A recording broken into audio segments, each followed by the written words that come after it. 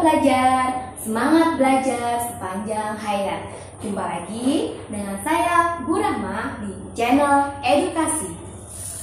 Untuk hari ini kita akan belajar tentang materi kelas 5, tema 5, subtema 3, pembelajaran yang pertama.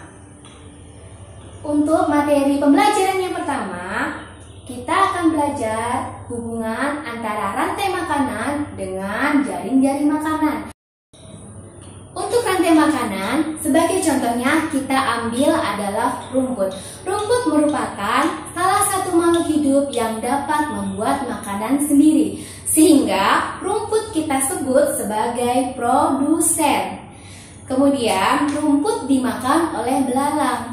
Belalang merupakan makhluk hidup yang memakan tumbuhan, yaitu rumput, sehingga belalang dapat kita sebut sebagai hewan herbivora.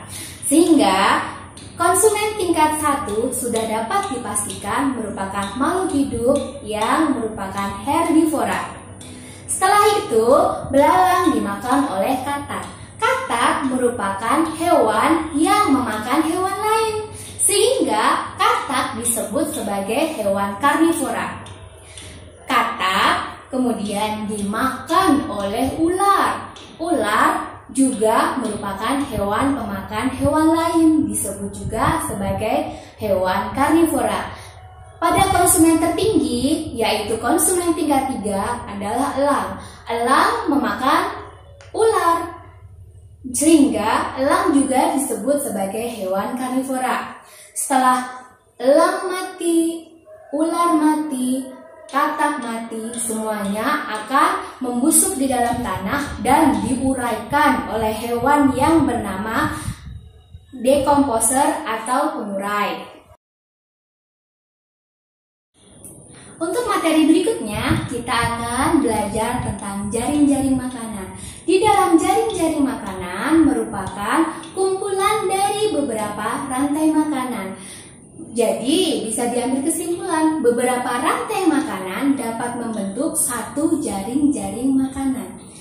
Kita bisa perhatikan, dalam satu jaring-jaring makanan bisa terdapat lebih dari satu produsen, yaitu bisa berupa rumput, bisa berupa tumbuhan, atau bisa berupa pohon. Pada intinya, produsen tadi adalah makhluk hidup yang dapat membuat makanan sendiri. Nah, pada inti materi hari ini, bisa kita bayangkan apa yang terjadi pada suatu jaring-jaring makanan jika rumput atau pohon tidak ada, mengalami kepunahan.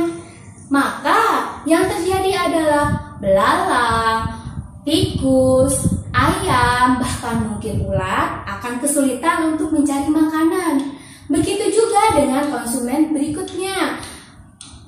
Katak, ular, dan bahkan elang akan mengalami kesulitan dalam mencari makanan, sehingga akan mengalami kelaparan, kemudian akan mati dan bisa punah.